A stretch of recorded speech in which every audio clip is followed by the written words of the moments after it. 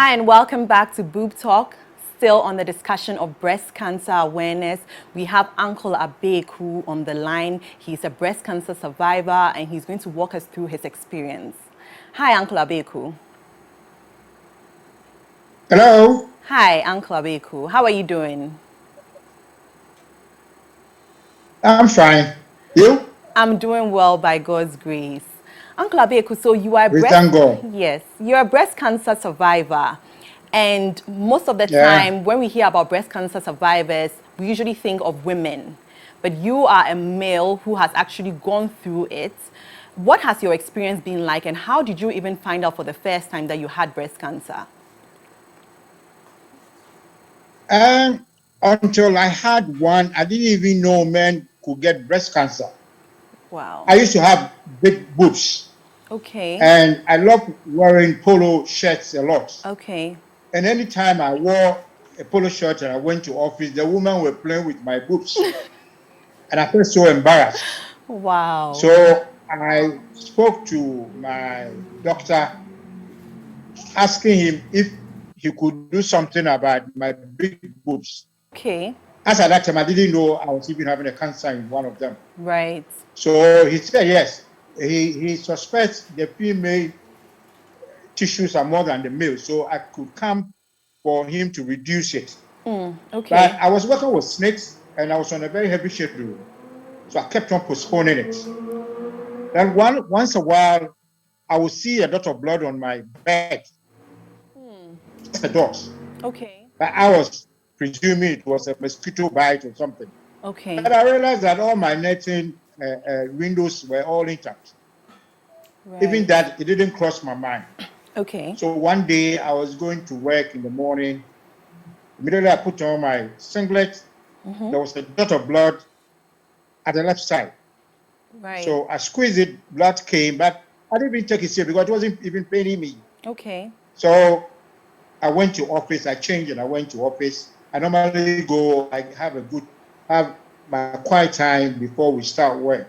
Okay. So after my quiet time, a voice was telling me all the time, go and cut your breast, go and cut your breast, go and cut your breast. Persistently for the whole day, I couldn't work. So I realized maybe God was speaking to me. Right. So I told my doctor that I'm now ready, that I would want to come for the surgery. As at that time, I didn't even know I was having cancer. So here I went, the surgery was done, my nipples were back, and I was having a manly breast. I was so excited. 2 weeks down the line, my surgeon called me again, said, come. And I went. Said, look, you have cancer at the left side. I said, Wow. wow. So I have to go back for another surgery. This time, a proper surgery where they have to cut me to the armpit. There's a place called a lymph node. Okay. So I had to go back for the second surgery, and it was done. After that, I have to go through chemo and radiation. And by the grace of God, I'm alive. Yeah. I had it in 2007, and I'm still alive by the grace of God. Right. If I don't show you my chest, if I don't show you my chest, you might not even believe it. So when I talk, people laugh until I show them my chest. When, Then they sit up, especially the men. yes. It's really scary. Yeah. So now you're an advocate for breast cancer. Yeah. All right. So Yes. yes, this is what your journey is, what inspired you. Do you think that more men have been going to the hospital to get checked now that they know that men can get infected, or you think that, it's still the same old story of just women can get infected? Since that time, I have been advocating every year. I go online sometimes to TV stations, radio, Right. Facebook, letting them know. Sometimes when you talk, they don't believe it until you bear them your chest. I can show you my chest. Yeah. Maybe people will believe it. Yes. If you don't mind, I can show you my chest. Yes, please All right. do. Yeah, I'm okay with that. Yeah. Wow. Wow. Wow. Yeah. You see? Yes. Yes. Yeah. Yeah. Good. So, wow. No. So they should let the men know that it's there. It's very rare, but it's there. Now Yes. it's spreading. Yeah. It's really Yeah. spreading. Yeah. So did the doctor say So that it what was? you are doing, I'm happy. You said? Did the doctor mention that the size of your boob is probably contributed to the fact that you got the cancer, or this can even happen to men with smaller boobs, regular size boobs? Oh, well, he was just a surgeon. Okay. So he was doing what I told him to do, that I wanted to reduce my breast. So it was after he's taken it to the lab that it came out that the left side was very cancerous. Okay. So I had to go back for him to do that. But afterwards, he referred me to Kolebu. That's where I did my chemo and my radiation.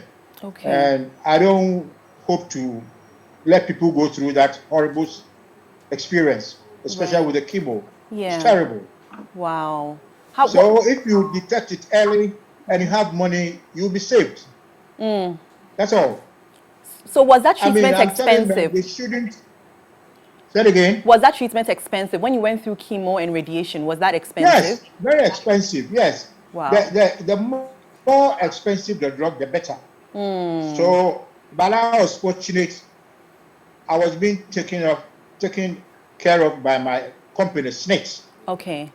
So they paid heavily for my treatment. Okay. But see, once you are there, sometimes people die apart from fright. They die because they don't have money. Sometimes 200 cities, somebody will die. It's so sad. Yeah. Yeah. That's 200 cities, 100 cities, and then people will be dying. Yes. So if we can advocate for this treatment to be on the NHIS, will save a lot of souls. Okay. Me, for instance, because of what I went through, I used to worship with the Emmanuel Methodist Church at Sprinklers Road. Okay. So we set up a cancer fund there. Right. I mean, because they knew I had gone through that, when I proposed that thing, the cancer fund to them, they bought into it. Okay. So we contribute every month into it. So after 6 months, we go to Kolebu. Now we concentrate at a children's ward.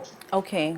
So we ask those who can't pay, and we pay for them. Sometimes 60,000 Ghana cedis, 50,000 Ghana cedis, and it only takes care of 9 or 10 people, and the money gets finished. Wow. Expensive. Wow. And the kids that you're donating to, are these kids with cancer or just any kids on admission at Kolebu? No. We are just for cancer. Okay. Children with cancer. Okay. Kidney cancer. When you go there, you feel so sad. 2 years kidney cancer. What I see then? Wow. But you can't challenge God. Unfortunately, the parents can't pay. So, we solicit money from the church, and then we'll go and help them. Yeah. So it's good that we hammer to the men that, look, it's there.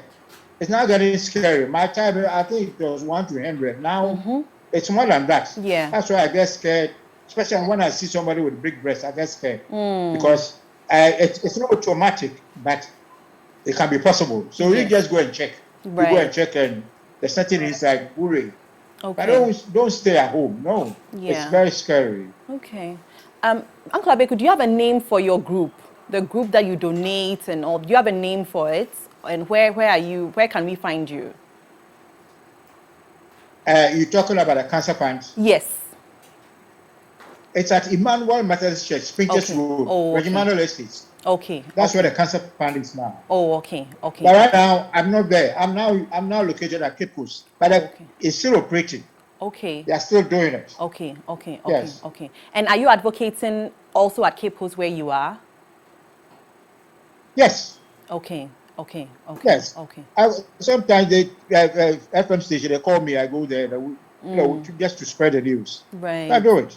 Yeah. From Methodist Church, some of the societies, they call me, and I go there and I do it. Yeah. Okay. I'm never willing to go anywhere. I mean, I want that thing to cease. Yes. If we get to know early and we get good treatment, by the grace of God, you can survive. From 2007 to date, I'm very healthy. Yes. Never falling sick because of cancer. Just the normal old age pains and here and there. But I'm fine. Okay. Fine. Okay. So how about your family and your friends? Do you know anyone personally who has been infected? Do you have a history of breast cancer in your family? No. My mother died just like that. My sisters are there, nothing. I don't know why I had it. maybe God used me for a purpose, just to spread the news and solicit funds for something. Okay. So I'm okay. I've never challenged God before that. Why me? Yeah. Who should get it? Yeah. Yeah. Just have to pray to God for healing. And how supportive was your family throughout this process? I say I keep on anywhere I went to have a talk. I tell them, don't get people who are disillusioned, sudden faces. If you do that, you can buckle up and die. As at the time that I was doing the treatment, my wife was very supportive. Okay. She's a very strong, real woman. Okay. So whilst I was going through pain, sometimes you go through pain, you'll be shouting, very painful, especially with the chemo. So whilst I was going through pain and shouting, and my friends, even the males, were all crying. Oh. My wife stood there, not shaking. So Wow. I opened my eyes and I see her, and I got hope that I will survive by the grace of God. So I don't want any dejected people around people who have cancer. Because if you do that, the person will buckle up. Right. If you try to cry in presence of whoever is going through treatment, the person might think he or she is going to die. And you can survive. Okay. You can survive. Yeah. I'm a living witness. Yeah. Yeah. So yeah. and I believe in interceding prayers. You spread your news. People will pray for you. Some of them might not, but majority will pray for you, and God will listen to them. And then with a good heart, a good treatment, you survive. So right. Yeah. that's. But how long? How long was this trying period for you? Chemo, treatments, radiation. How long was that entire process? Well, for my surgery, so the whole process, I think it started from April and ended in December, and that's it. Oh wow. Okay. Okay. You know, because the chemo you have to do every 3 weeks. You have to go for a shot, and it's about 6 times. Then the radiation, you know, surgery, twice surgery, and everything. So just about that span, and I was okay. So, Uncle Abeiku, do you have any last words for anyone listening? What are your final words? What are your final words for anyone listening today? Well, I've heard women speaking much to the women. I am entreating men. Okay. Please go and check your breast, whether flat or big. You can never tell. Just make a conscious effort to go and check, because you might not know what is there. Yeah. So I'm entreating men, please. It's not only in October that you should go and check your breast. Every month, you can go and check your breast. Yeah. You see, if you are clean, that's fine. Yeah. So that's what I'm living with the men. And for the ladies, you have been talking about ladies all the time, so I did not talk about it. Yeah. But to the men, I'm pleading with my fellow men, please go and check your breast. Right. Flat, big, you go. Yes. Yes. Yes. Thank you so much, Uncle Abeiku. Early detection is key. Go and check your boobs, whether you're a male or female. It's important to get checked.